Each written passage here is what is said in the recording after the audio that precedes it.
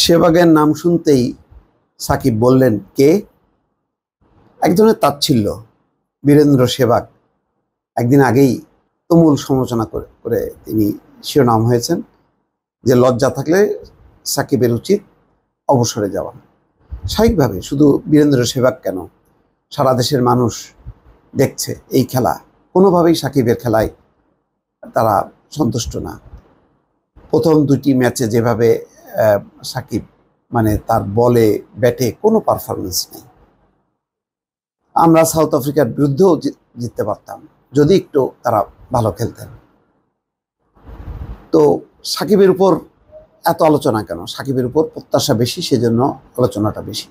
সেজন্য আমরা শুধু না, যারা সাবেক খেলোয়াড় তারা এখন বিশ্লেষণ করেন স্বাভাবিকভাবে। এখন তারা সারা জীবন খেলেছেন, তারা অবসরে, তারা তো পারফরমেন্স ভালো হলে প্রশংসা করবেন। যেমন এবার পাকিস্তানের ওই যে রশিদ লতিফ, তারপরে ওয়াকার, কারা যেন বাংলাদেশের এই মুস্তাফিজ, সাকিব, রাশিদ এদের প্রশংসা করেছে।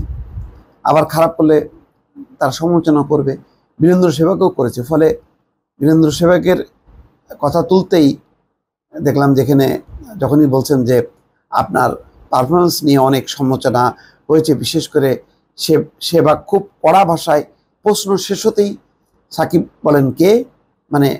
একটা থামাই দিল আর কি।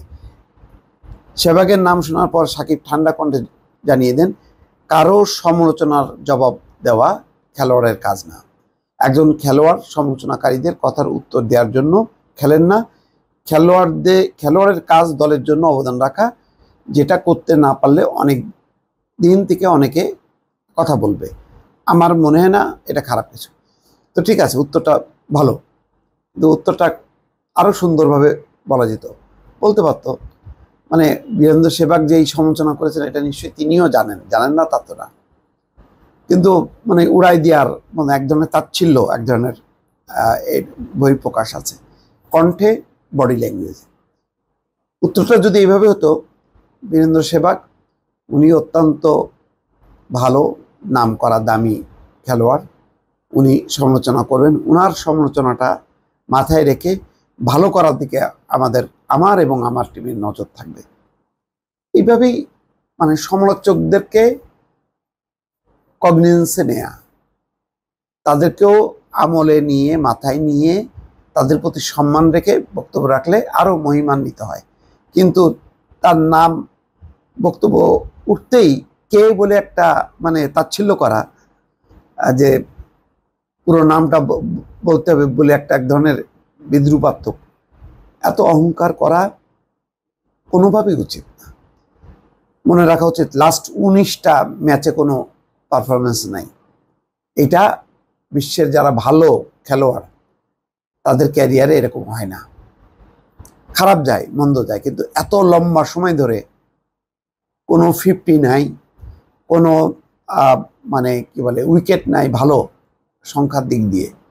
3টা-4টা, আগে তো সাকিব আসা মানেই হচ্ছে 4টা-5টা উইকেট প্রত্যাশিত ছিল। এখন কোথায়? নাই তো। এই ম্যাচেও তো উইকেট নাই, শুধু আমরা রান পেয়েছি। ব্যাটে বলে জ্বলে ওঠাটাই হচ্ছে সাকিবের ফর্ম, এবং বাংলাদেশ সেটাই আশা করে। আর সেটা যদি থাকতো তাহলে আমরা সাউথ আফ্রিকাকে আমরা একেবারে বাগে পেয়েও আমরা হারাতে পারলাম না। শ্রীলঙ্কার সঙ্গে একেবারে মনে হচ্ছে যে কোনো রকমে আমরা জিতলাম, কিন্তু আমরা তো এরকম খারাপ পজিশনে ছিলাম না। সেখানে সাকিবদের অবদান কি? তারপর কোথায় সৌম্য, সে তো গেছেই, লিটনের কাছ থেকে পাওয়া যাচ্ছে না। শান্ত কি এক অধিনায়ক করলো, কোনো পারফরমেন্স নাই, বাকিরা টেনে নিচ্ছে। কিন্তু সেই ক্ষেত্রে পুরনোদের মধ্যে সাকিবের উপর ভরসা বেশি। সুতরাং সাকিবকে নিয়ে সমালোচনা হবে, সেই সমালোচনাটাকে খুব শ্রদ্ধার সঙ্গে, সম্মানের সঙ্গে মাথায় নিয়ে এটা সুন্দরভাবে একটা উত্তর দেওয়াটা প্রত্যাশিত। দর্শক ভালো থাকবেন, আল্লাহ হাফেজ।